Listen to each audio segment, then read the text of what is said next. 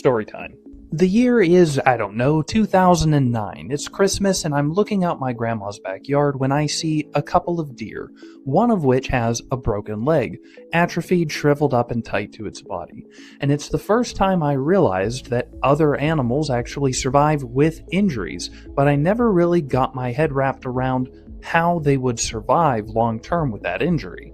Fast forward to 2017 while I'm in school for chiropractic, and I start asking myself a similar question thinking about that deer. How do people recover from injuries that are that severe and intense, specifically when it comes to something like a disc herniation?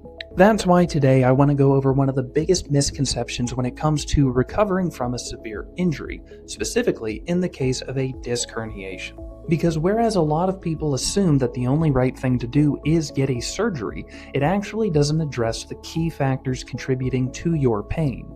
And not only that, but it's also going to alter the structure of your body permanently, which, like the case for that deer and the broken leg, is going to affect how the muscles and nerves react to that injury and how you experience pain long term.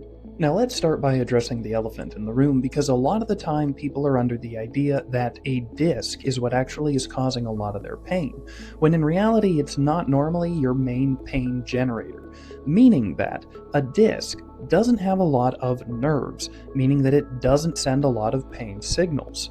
What normally happens is that a nerve bulges or ruptures, and then it irritates structures around it, like a closely associated nerve, an irritated muscle, a joint capsule, or by causing changes in how a muscle contracts, how a joint moves, or your body's perception of stability. And this is why two people can have almost identical MRIs but have completely different symptoms. And it's why today I want to talk about why muscle strength and joint stability can play such a major role in your symptoms, and more importantly, your recovery. But before we dive in, we're going to have a talk. No, not the talk, but a talk about surgery and where it actually falls into place when recovering from a disc herniation. Because surgical intervention is actually super useful whenever you have big red flags like worsening symptoms, loss of bowel or bladder control, or your symptoms haven't responded already to conservative treatment. But too many times I feel like patients rush to have surgery done, which they don't consider is a permanent fix, meaning that it can't be undone. And with that in mind, consider that a permanent fix does not mean a permanent solution. It just means that whatever hardware that they put into your neck or whatever parts that they take out of your neck are gone forever, meaning anything that is going to contribute to instability in that joint or anything that's going to take away from joint motion is permanent, unchanging, like that tattoo you still regret getting in college. While it seemed like a great idea at the time, it was a little rushed, it wasn't really thought out, but now you're stuck with the repercussions forever. And this ends up leaving a lot of people with structural changes, but no improvement in muscular strength, joint stability, proprioception, or nervous system confidence that that joint's going to stay where it is. Which ultimately lends as to why people feel weak, unstable, or continued tightness after they've had a surgery and gone through PT. And if you're currently struggling with a cervical disc herniation, arm symptoms, weakness, tingling, or headaches, check out the free module I put together from my cervical disc recovery blueprint. In there, I'm talking through what a normal recovery looks like, signs and symptoms that you might actually be struggling with something more than just a cervical disc herniation, and a couple exercises to get you started with stabilizing your neck to help get you out of pain faster and get you back to your normal day-to-day living for free. And you can find that link down in the description below this video. Now let's get back into why strength and stability change everything when it comes to disc recovery. This is where things get interesting because, like I said, discs aren't heavily innervated, meaning that they don't have a lot of pain perception.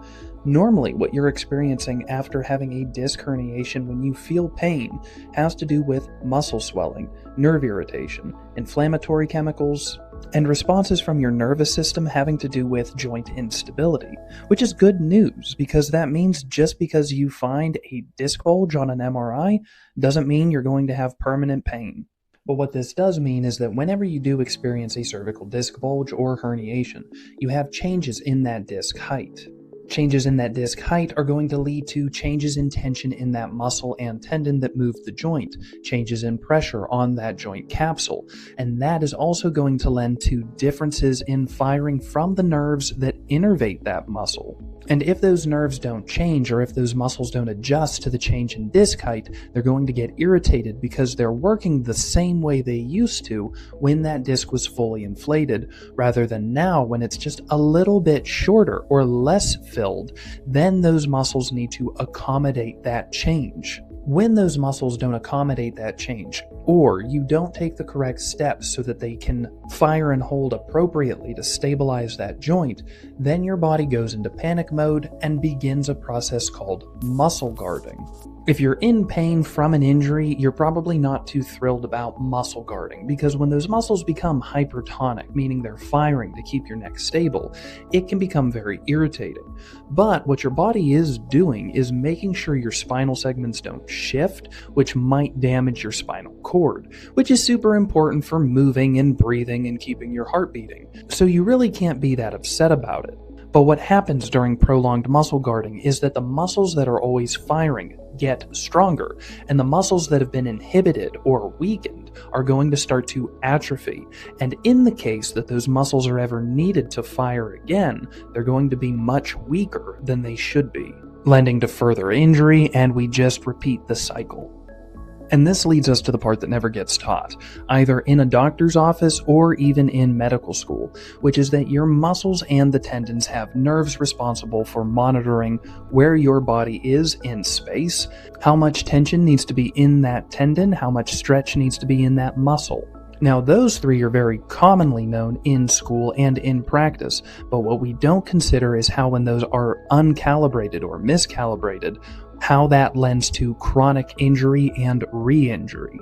These two receptor types are your Golgi tendon organs, which are responsible for monitoring tension in your tendons, and then your muscle spindles, which are wired to monitor the stretch and contraction of your muscle tissue. Together, these two nerve types contribute to a sensation called proprioception, which is your body's understanding of where it is in space, giving you a better idea of how a joint is moving and how tight a muscle needs to be to hold you there or to move. And one of the things that often gets overlooked whenever we talk about proprioception is that the better sense your body has of where it is in space is inversely correlated to the amount of pain felt in a joint, which is a very complicated way of saying the better your body knows where it is, the less pain it makes you feel. Whereas the less certain your body is about where you are in space, the more it's going to guard, and the more it's going to hurt you. Now, how this relates to a disc injury is when that disc height changes, the tension on those muscles is also going to change.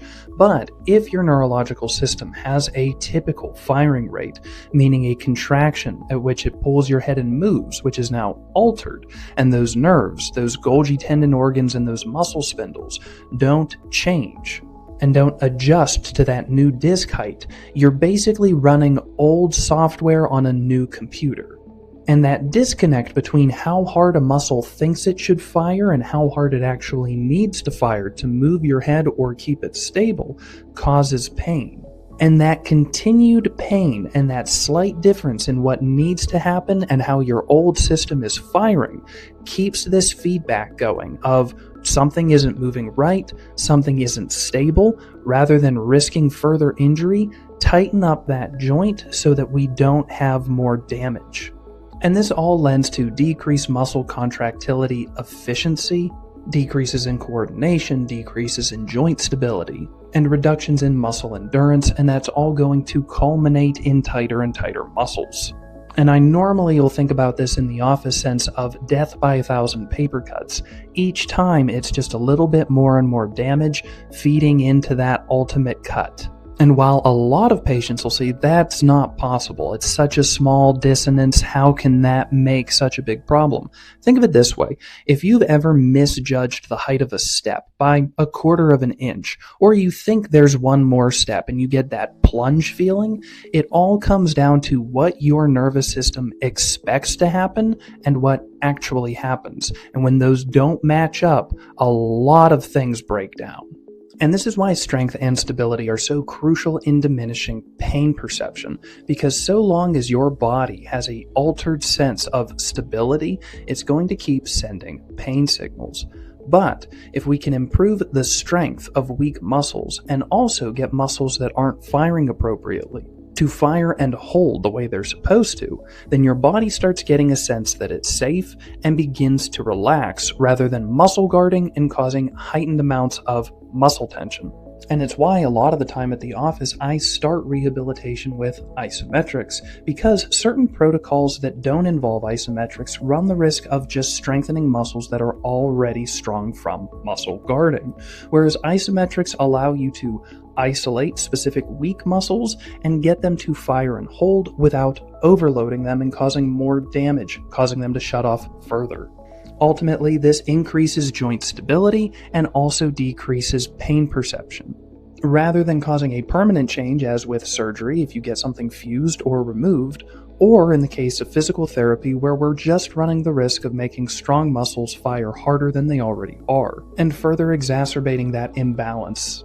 And this is really my gripe with a lot of different modalities, whether it's getting a surgery done, going to a massage therapist, going to PT, even going to a chiropractor. Because a lot of the time we're taking parts of what will make a person better, and in isolation they're just not going to help. Because if you get the swelling out of a muscle, like in massage therapy, that nerve still isn't firing right. If you make a muscle stronger that's already overfiring to stabilize a joint, like in PT, it's still not going to fix the neurological problem.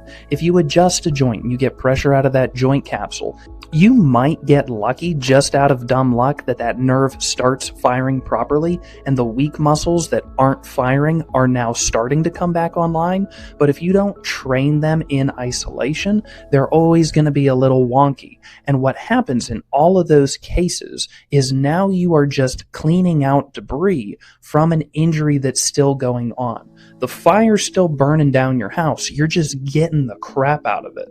And it gives people this illusion that they're getting better, when in reality all you're doing is managing an injury. Now, alternatively, surgery takes the opposite approach, where it says we're not going to strengthen anything, we're not going to clear anything out, we're not going to try to get a nerve to fire properly, we're just going to do what your body is trying to do in stabilizing that joint by screwing it together. Which is a first course of action, makes some sense. You are letting those tight muscles relax, but then those tight muscles are going to atrophy, the weak muscles are going to atrophy, and once they've atrophied past a point of stability, we're back at square one. Essentially, what I'm getting at here is that long-term recovery is going to come down to active adaptation, meaning that if we don't strengthen the correct muscles, we're just fighting an uphill battle. Which is great news, because a nerve can adapt if you challenge it correctly.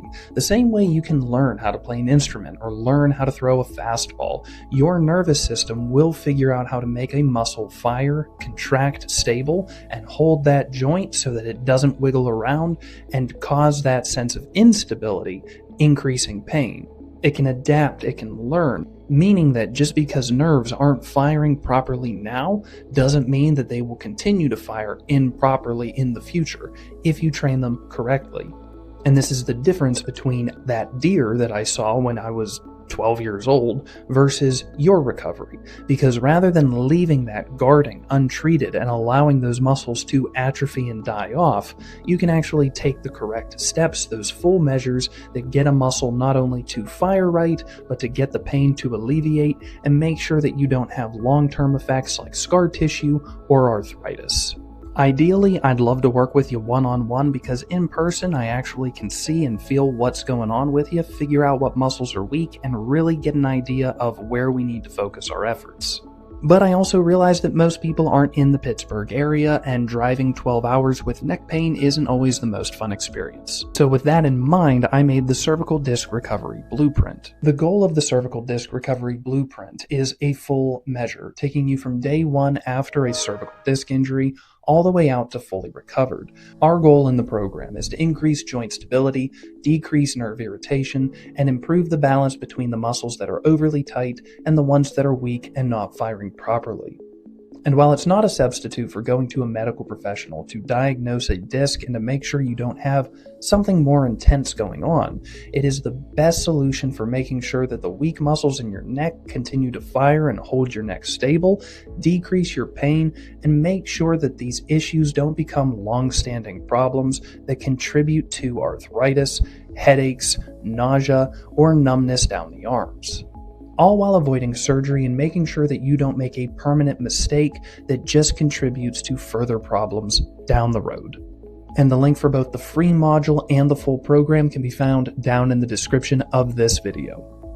And with that, guys, thank you so much for watching. If you found this video useful, please leave it a like. That helps more people find this video who are struggling with their own cervical disc injury issues that could benefit from this content. And if nothing else, I hope this video and this channel help you to make the best of your one life.